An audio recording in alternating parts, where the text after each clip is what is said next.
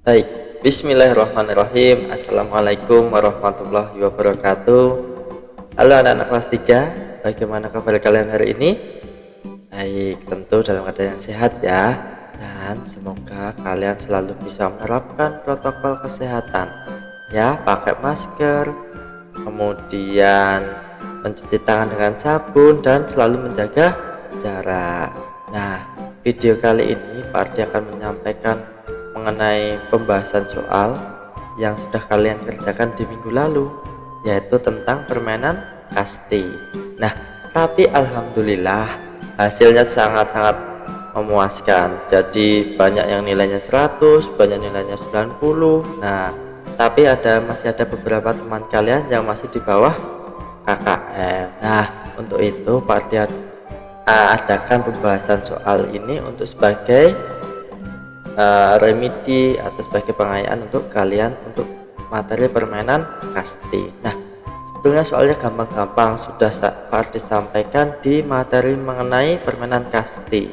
Nah, untuk lebih jelasnya silahkan kalian siapkan alat tulisnya, pensilnya, bolpennya, dan buku catatan PJOK-nya. Nah, Pak Ardi akan mulai. Baik, Ardi akan langsung ke soal yang pertama.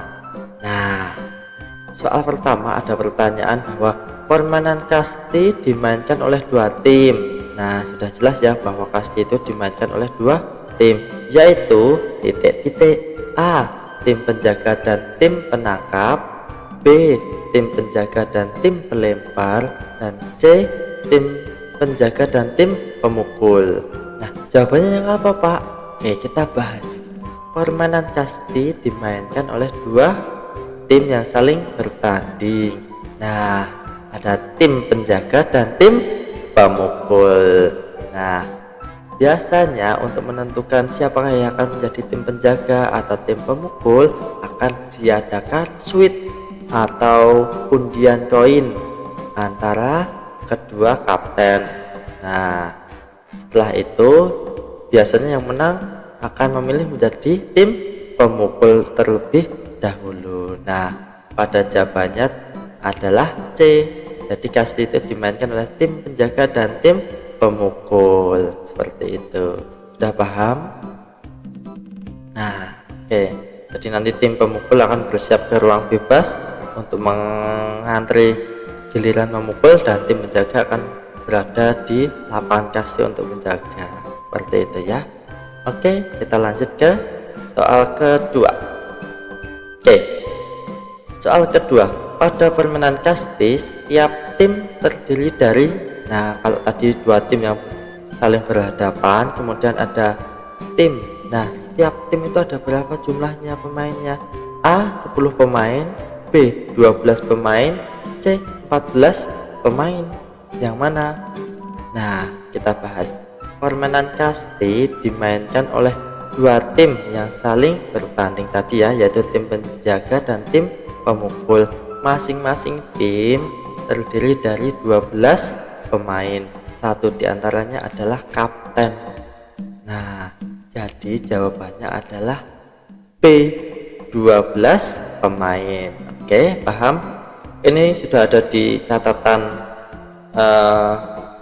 yaitu materi kasti ya, ada di halaman paling bawah. Nah, selanjutnya kita ke soal ketiga. Kita akan ditanya tentang teknik dasar pada permainan kasti adalah ada berapa? Ya, bahwa teknik dasar itu ada 3: memukul, melempar, dan menangkap. Jadi kalau ditanya teknik dasar pada permainan kasti adalah A. memukul, melempar, dan menangkap, B. memukul, menangkap, berlari, atau C. memukul, melempar, dan berlari. Ada perbedaan di sini aja, hanya ada kata berlari. Nah, padahal teknik dasarnya ada 3, yaitu memukul, melempar, dan menangkap. Nah, ketiga teknik dasar ini harus dikuasai agar bisa memainkan permainan kasti dengan baik.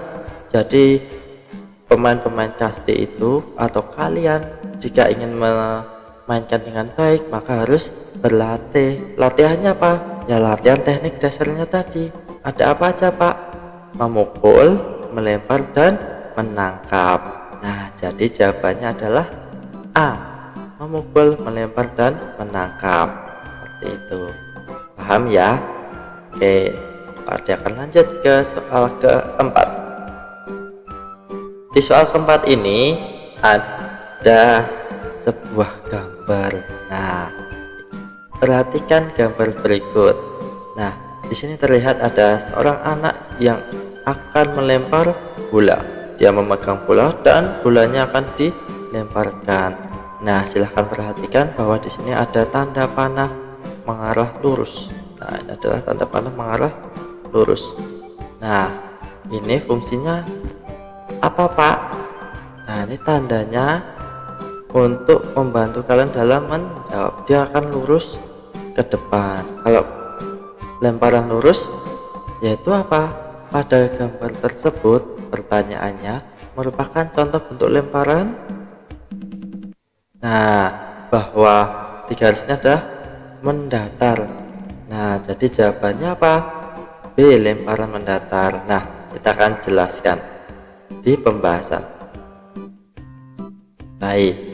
Nah, pembahasannya di dalam permainan bola kecil terdapat teknik dasar melempar bola. Ada 4 bentuk lemparan ya yang sudah kita pelajari. Ada melambung, mendatar, memantul, dan menggelinding. Nah, di atas tadi bahwa ada tanda panahnya lurus. Memang belok tadi ya. Nah, ini lurus. Nah, bahwa jadi dia adalah lemparan mendatar. Kalau melambung bagaimana Pak? Melambung itu setengah lingkaran nanti bentuknya seperti itu. Kalau memantul gimana Pak? Nah, memantul nanti akan memantul seperti ini. Kalau menggelinding, nah menggelinding akan menyusur tanah seperti itu lemparannya. Jadi jawabannya apa tadi? Ya betul, mendatar. Ingat-ingat ya. Oke, pada akan lanjut ke soal nomor 5. Hampir sama dengan yang keempat, bahwa di sini ada gambar seorang anak yang akan melempar bola. Nah, kemudian ada anak yang menangkap. Pertanyaannya, pada gambar di atas adalah contoh gerakan melempar dan menangkap bola. Ada 4 tadi yang sudah Pak dijelaskan, ada 4 bentuk lemparan, yaitu melambung, mendatar, memantul, dan menggelinding.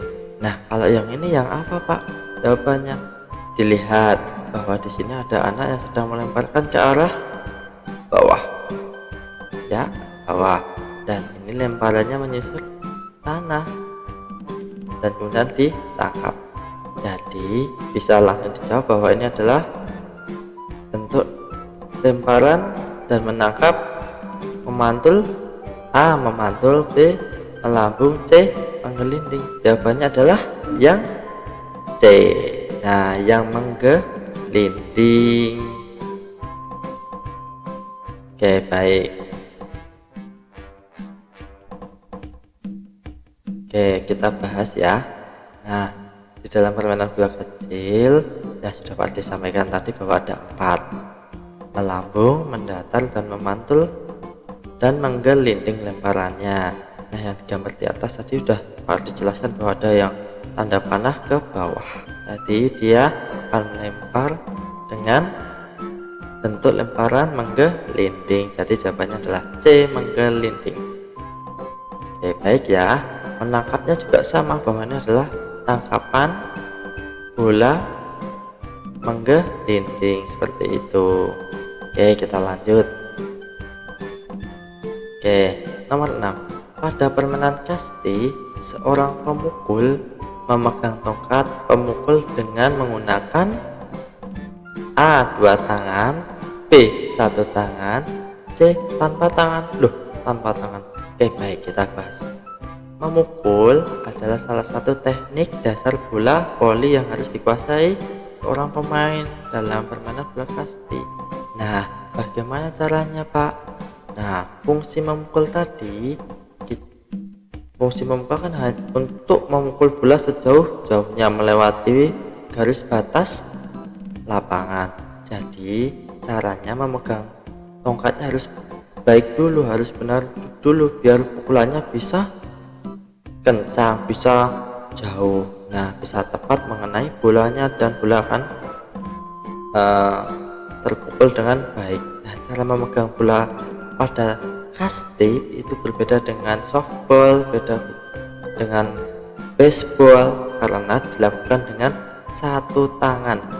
Biasanya menggunakan tangan kanan dan tangan tangan kirinya itu tidak pasif. Nah, itu digunakan sebagai tanda dia meminta bola. Nah, biasanya kalian nanti sudah tahu kalau pemegang bola di tangan kanan dan tangan kiri meminta mau bola atas, mau bola di tengah, atau mau bola di bawah. Nah, ini adalah gambar contoh memegang tongkat pemukul kasti. Nah, dipegang dengan tangan kanan, tangan kirinya ini sebagai tanda meminta bola, mau bola ke atas atau ke bawah atau ke tengah seperti ini. Nah, ini contoh latihannya, nanti langsung dipukul bolanya menggunakan satu tangan. Jadi jawabannya adalah B, satu tangan. Oke, paham ya? Oke, kita lanjut ke soal nomor 7. Nah, soal nomor 7, pada permainan kasti memiliki titik-titik yang hinggap A1, B2, C3. Ada berapa permainan kasti itu tiang hinggapnya? Baik, betul ada 3 ya. Kita bahas apakah betul 3. Oke, di dalam permainan kasti terdapat 3 tiang hinggap yang harus dihinggapi oleh pemain, yaitu dari tim pemukul yang telah memukul bola dari seorang pelambung. Kita jelaskan ada di gambar sini ya. Ini adalah gambar lapangan kasti, lapangan sepak bola. Oke, ini adalah gambar lapangan permainan kasti. Nah, sudah paham belum? Pak Ardi sudah jelaskan belum ini di materi yang lalu pada materi kasti?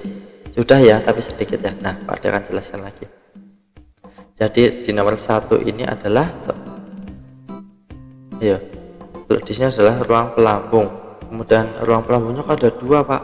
Nah, biasanya pelambungnya itu ada di nomor 3 ini, Romawi 3 ini. Dan kemudian di sini ada pemukul dan sini adalah penangkap apabila si pemukul ini tidak bisa memukul, seperti itu. Jadi misalkan si Andi giliran memukul, dia ke tempat nomor 2 ini, kemudian nomor 3 ini pelambung siap-siap melambungkan bola ke Andi. Andi berhasil memukul jauh, pukulannya sah, jadi si Andi bisa berlari ke tiang hinggap pertama. Nah, lari salah ya, Pak. Nah, si Andi tadi lari ke tiang hinggap pertama yang ada di sini. Ini tiang hinggap pertama nih. Tiang hinggap jari-jarinya 1 meter. Nah, jika bola dirasa aman, si Andi tadi boleh lari ke sini, tik ke ruang hinggap 2. Nah, kemudian masih aman lagi, si Andi berani lari lagi. Oke, dia lari ke tiang hinggap 3, masih aman lagi, pukulannya sampai Jepang. Nah, dia masih lari lagi, padahal dia main di Indonesia, pukulannya sampai Jepang. Dia berhasil lagi kembali ke ruang bebas. Nah, jadi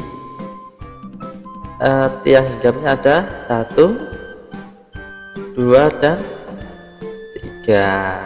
Jadi jawabannya adalah apa? 3 tiang hinggap. Oke, jawabannya adalah 3 tiang hinggap. C jawabannya. Sambil dicatat ya yang hal-hal yang penting ya. Dan masih ingat kan jawabanmu? Pasti ya, betul semuanya. Oke, Pak Adi langsung ke nomor 8. Kita akan ada pertanyaan, ukuran lapangan bola kasti adalah A panjang 60 meter dan lebar 40 meter. B. Panjang 60 meter dan lebar 30 meter. C. Panjang 40 meter dan lebar 30 meter. Kita bahas. Di dalam permainan kasti, ukuran lapangan kasti adalah panjangnya 60 meter dan lebar 30 meter. Ya Pak, ya kita lihat lapangannya. Oke, dilihat bahwa di sini panjang lapangan dari bendera ini sampai bendera ini sama ya, ini ya. Ini sama dengan yang ini dan ini sama dengan lebarnya sama juga, tidak miring, tidak, bentuknya adalah persegi panjang.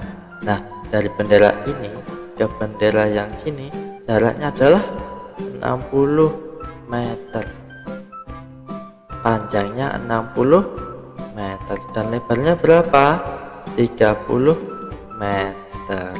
Jadi jawabannya adalah berapa? Jawabannya 60 meter dan 30 meter.